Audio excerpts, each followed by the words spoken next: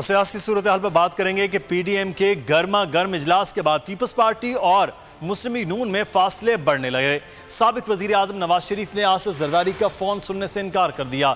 इसहाक डार बोले नवाज शरीफ नाराज हैं और बात नहीं करना चाहते। आसिफ जरदारी ने फोन पर सेनेट में अपोजिशन लीडर के लिए आजम नज़ीर तारड़ के नाम पर तहफ़्फ़ुज़ात का इजहार किया। उन्होंने कहा कि नून लीग पीपी की इस तजवीज़ से मुत्तफ़िक नहीं है।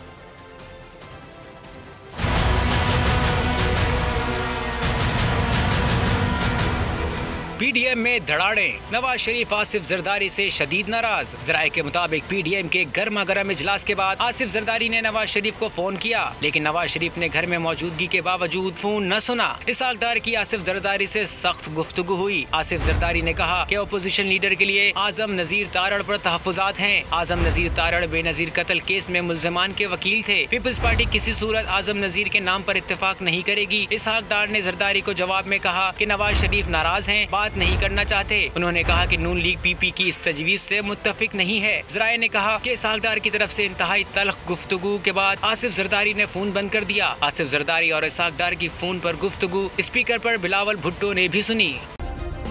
सब्सक्राइब करें और बेल दबाएं ताकि कोई खबर रह न जाए।